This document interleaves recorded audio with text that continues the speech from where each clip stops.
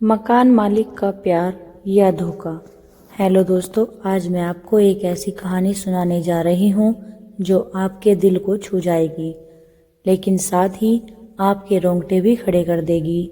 प्यार, मोहब्बत, भरोसे और एक अजीब से खेल की ये कहानी आपको झकझोर कर रख देगी। तो दोस्तों, कहानी को ध्यान से सुनना और आखिर में अपनी राय जरूर देना कि ये प्यार था या कोई साजिश। तो चलिए कहानी शुरू करते हैं। मैं बहुत खूबसूरत थी, बड़ी बड़ी आंखें, लंबी चोटी और दूध जैसा मेरा रंग। माँ हमेशा कहती कि लड़की जितनी सुंदर होगी दुनिया उतनी ही ज़्यादा उसे आजमाएगी। लेकिन मुझे क्या पता था कि मेरी ज़िंदगी में भी एक ऐसा मोड़ आएगा जो सब कुछ बदल कर रख देगा।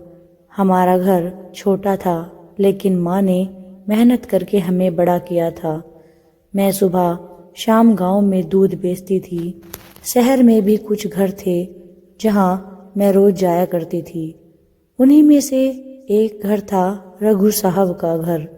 रघु साहब ऊंचे खानदान के थे, उम्र 35 के आसपास, लेकिन रुआब जैसा कि कोई भी देखकर सहम जाए।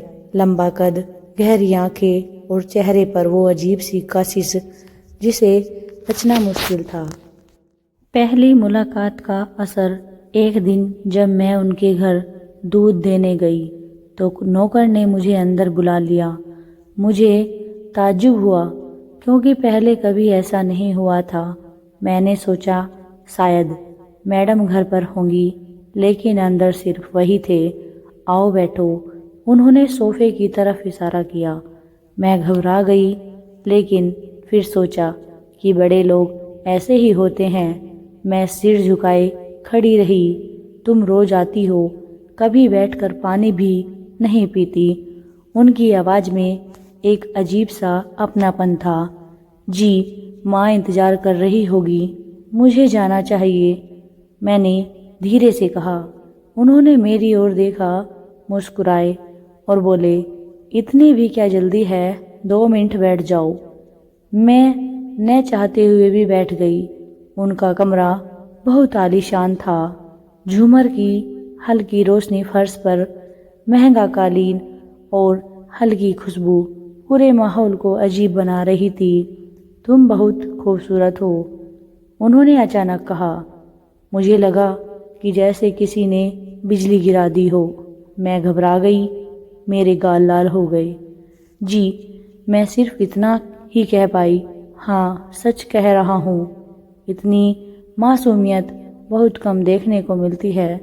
उनकी आंखों में एक गहराई थी जिसे समझना मेरे बस की बात तो नहीं थी। रोज के मुलाकातों का सिलसिला। उस दिन के बाद जब भी मैं दूध देने जाती, वो कुछ न कुछ बात करने की कोशिश करते। मैं चुपचाप चली आती। कभी कहते आज तो बहुत गर्मी है, कभी पूछते पढ़ाई क्यों नहीं की। धीरे धीरे मेरी झिझक खत्म होने लगी।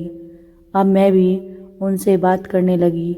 मुझे भी उनकी बातें अच्छी लगने लगी। एक दिन जब मैं दूध देने गई तो उन्होंने कहा, आज चाय पियोगी? मैंने पहले तो मना किया, लेकिन फिर पता नहीं क्यों हाँ कह दिया। वो खुद चाय बना कर लाए। इतने बड़े आदमी खुद चाय बनाते हैं? मैंने हंसकर पूछा। जब पसंद की चीज़ सामने हो तो आदमी कुछ भी कर सकता, उन्होंने जवाब दिया। मैं सहम सी गई। मेरे दिल की धड़कन मानो रुक सी गई। मुझे सांस लेना भी भारी हो गया। उनकी बातें अब सीधे दिल तक पहुंचने लगी थी। लेकिन क्या ये सच में प्यार था या कुछ और? वो रात जिसने सब कुछ बदल दिया। एक दिन बारिश बहुत तेज हो रही थी। मैं उनके घर दूध देने गई तो उन्होंने कहा, बारिश में भीग गई हो, कपड़े बदल लो वरना बीमार पड़ जाओगी। मैंने मना किया, लेकिन उन्होंने जोर दिया। मैंने उनकी नौकरानी से सूखा दुपट्टा ले लिया और खुद को सुखाने लगी। तभी उन्होंने मेरी ओर देखा, जैसे कुछ कहना चाहते हों। मैं उनकी आंखों में देख रही थी और वो मेरी आंखों में दिल तेजी से धड़क रहा था। उन्होंने धीरे से मेरा हाथ पकड़ लिया और बोले, मैं तुम्हें पसंद करने लगा हूँ। मुझे समझ नहीं आया कि क्या कहूँ। उनका छूना अजीब भी लग रहा था और अच्छा भी, लेकिन हम दोनों अलग दुनिया के हैं। मैंने धीरे से कहा, प्यार दुनिया नहीं देखती। उन्होंने मेरे चेहरे पर झुकी लट को पीछे किया। उस पल मुझे समझ नहीं आया कि ये प्यार है या कोई खेल। दोस्तों, अब आप बताइए, क्या रघु साहब का प्यार सच्चा था या इसमें कोई चाल थी? क्या मुझे उनके प्यार को स्वीकार करना चाहिए था? कमेंट करके बताओ कि अगर आप मेरी जगह होते तो क्या करते। रघु साहब की बातों का असर मुझ पर होने लगा था। अब जब मैं उनके घर दूध देने जाती तो नजरें झुकाए रहना मुश्किल हो जाता। उनका मुझे देखना, छोटी छोटी बातें करना, कभी मेरे गीले बालों की तरफ करना, सब कुछ मेरे दिल में हलचल मचाने लगा। पर माँ हमेशा कहती थी, बेटी, अमीर आदमी की बातें मीठी होती हैं लेकिन हमेशा सही नहीं होती। मुझे याद था माँ की बातें, लेकिन रघु साहब का अपनापन मुझे किसी और ही दुनिया में ले जाता था। एक दिन जब मैं दूध देने गई तो उन्होंने कहा, तुमसे एक ज़रूरी बात करनी है। मैं थोड़ा घबरा गई। क्या हुआ साहब? हमेशा साहब साहब कहती हो, कभी नाम लेकर भी बुलाया करो। मैं चुप रही। उन्होंने मेरे हाथ में एक चिट्ठी रख दी, जब घर जाओ तब पढ़ना। उन्होंने मुस्कुराकर कहा। चिट्ठी का सच। घर पहुंचकर मैंने चिट्ठी खोली। उसमें लिखा था, जब से तुम्हें देखा है तब से मेरा दिल किसी और की और ही नहीं सुनता। तुम मेरी ज़िंदगी में जो खुशी बनकर आई हो उसे मैं खोना नहीं चाहता। अगर तुम भी मुझसे प्यार करती हो तो कल शाम मंदिर के पास मुझसे मिलने आना। मैं तुम्हारा इंतज़ार करूँगा। मेरे हाथ कांपने लगे। दिल में सवाल उठा, क्या मुझे जाना चाहिए? रात भर नींद नहीं आई। माँ के चेहरे से उनकी सिखाई हुई बातें याद आ रही थी, लेकिन दिल में कहीं ना कहीं एक अजीब सा आकर्षण था। मंदिर के पास पहली मुलाकात। अगले दिन मैं मंदिर गई। देखा तो रघु साहब पहले से वहाँ खड़े थे। मुझे देखकर मुस्कुराए। तुम आई, इसका मतलब तुम भी? मैंने जल्दी से बात काटते हुए कहा, मैं यहाँ सिर्फ ये पूछने आई हूँ कि आप मुझसे शादी करने की सोच रहे हैं या ये सब। बस उन्होंने मेरी बात बीच में रोककर मेरा हाथ पकड़ लिया। मैं तुमसे शादी करना चाहता हूँ। हमेशा के लिए तुम्हारा हाथ थामना चाहता हूँ। उनकी बातें सुनकर दिल की धड़कन तेज हो गई, लेकिन फिर भी कहीं ना कहीं डर था। पर हमारी दुनिया अलग है। मैं एक दूध वाली हूँ और आप प्यार के आगे दुनिया की कोई सीमा नहीं होती। उन्होंने हल्के से मेरे गाल पर हाथ रखा। उस स्पर्श में एक अजीब सी गर्माहट थी, एक सच्चाई थी, या शायद मैं बस उसे सच मानना चाहती थी। रात का इंतजार और एक अनोखी। रघु साहब ने कहा था कि वो अगले दिन माँ से बात करने आएंगे। मैं बहुत खुश थी। लगा जैसे मेरा सपना सच होने वाला है। पर वो रात मेरी ज़िंदगी की सबसे भयानक रात थी। रात के अंधेरे में किसी ने हमारे घर का दरवाज़ा खटखटाया। माँ ने दरवाज़ा खोला तो सामने 4-5 लोग खड़े थे। उनमें से एक आदमी रघु साहब के घर का नौकर था। मैं उसे देखकर पहचान गई। बिटिया को जल्दी भेजो, मालिक ने बुलाया है, उसने रूखी आवाज में कहा। माँ ने मुझे घूर कर देखा, जैसे सब समझ गई हो। बेटी, तूने कुछ गलत तो नहीं किया? मैंने सर हिलाया।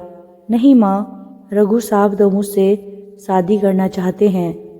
माँ ने मेरी बात सुनी और दरवाज़ा बंद करने लगी, लेकिन तभी उन आदमियों ने ज़बरदस्ती दरवाज़ा खोल दिया और माँ उन्हें रोक नहीं पाई। मालिक के हुक्म को कोई नहीं टाल सकता, नौकर ने कहा और मुझे खींचने लगा। माँ ने मुझे बचाने की कोशिश की, लेकिन वो लोग ज़्यादा थे। मेरी चीखें गूंज रही थी, पर कोई सुनने वाला वहाँ नहीं था। क्या ये प्यार था या जाल, मैं कुछ समझ नहीं पा रही थी। अब आप बताइए, क्या रघु साहब का प्यार सच्चा था या मैं बस एक खेल का हिस्सा थी? क्या मुझे उन पर भरोसा करना चाहिए था? अगर आप मेरी जगह होते तो क्या करते? रात के सन्नाटे में माँ की आंखें मेरी आंखों से मिल रही थी। वो समझ चुकी थी कि मैं कहीं ना कहीं इस रिश्ते को लेकर नासमझी कर रही थी, लेकिन दिल के हाथों मजबूर थी। दूसरी तरफ रघु साहब भी अजीब से बदलाव से गुजर रहे थे। एक दिन उन्होंने मुझसे अचानक बुलाया। कल रात जो हुआ उसके लिए माफ़ी चाहता हूँ। उनकी आवाज़ में पछतावा था। ऐसा लग रहा था कि उन्होंने ये सब अनजाने में किया। मैंने उनकी आंखों में देखा, वो अब भी गहरी थी, लेकिन इस बार उनमें कुछ और था। अगर तुम्हें मुझ पर भरोसा नहीं तो मैं तुम्हें कभी नहीं रोकूंगा, उन्होंने आगे कहा। मैं कुछ कह नहीं पाई। उनका व्यवहार अचानक इतना बदला बदला क्यों था? क्या सच में प्यार था या बस एक और चाल? दिल के सवाल और अनजाने जवाब। रघु साहब अब मेरे लिए कुछ अलग से हो गए थे। वो अब पहले से ज़्यादा संजीदा लगते थे। कभी कभी जब मैं दूध देने जाती तो बस चुपचाप देखते रहते। एक दिन मैंने हिम्मत करके पूछ लिया, आप अब मुझसे इतनी दूरी क्यों बना रहे हैं? उन्होंने हल्की मुस्कान दी, क्योंकि मैं चाहता हूँ कि तुम खुद तय करो कि तुम्हें मुझसे रिश्ता रखना है या नहीं। मेरे अंदर उथल पुथल मच गई। मुझे कुछ भी समझ में नहीं आया कि मैं क्या करूं। क्या वो सच में बदले हुए नजर आ रहे थे? क्या मैं उनके बिना रह सकती थी? एक खत जिसने सब कुछ बदल दिया। फिर एक दिन मुझे उनके घर से एक चिट्ठी मिली, जिसको पढ़कर मैं चुप रह गई। मैं हमेशा तुम्हारे साथ था, लेकिन शायद मेरी बेवकूफ़ियों ने तुम्हें मुझसे दूर कर दिया। अगर तुम्हें मुझ पर जरा भी भरोसा हो तो कल रात पुरानी हवेली के पास आना। अगर नहीं आई तो समझूंगा कि तुम्हें मुझसे कोई रिश्ता नहीं रखना। क्या मुझे जाना चाहिए था? ना दिल और दिमाग के बीच की जंग अब अपने चरम पर थी। आखिरी मुलाकात या नई शुरुआत? रात हुई और मैंने तय कर लिया कि मैं वहाँ जाऊंगी। हवेली के पास पहुंची तो देखा कि रघु साहब पहले से वहाँ थे। उनके चेहरे पर एक बेचैनी थी, जैसे कोई बड़ा सच बताने वाले हों। तुम आई, उनकी आवाज़ में राहत थी। नेहा, क्योंकि मैं जानना चाहती हूँ कि सच क्या है। वो कुछ देर खामोश रहे, फिर बोले, मैं तुमसे प्यार करता हूँ, लेकिन मैंने अपनी गलती समझ ली है। मैंने कभी तुम्हारे दिल का ख्याल रखा ही नहीं, सिर्फ तुम्हें अपना बनाने की जिद करता रहा। लेकिन अब मैं सिर्फ इतना चाहता हूँ कि तुम खुश रहो, चाहे मेरे साथ चाहे मुझसे दूर। मेरी आंखें भर आई। शायद प्यार सिर्फ पाना ही नहीं होता, छोड़ देना भी होता है। लेकिन क्या मैं उन्हें छोड़ सकती थी?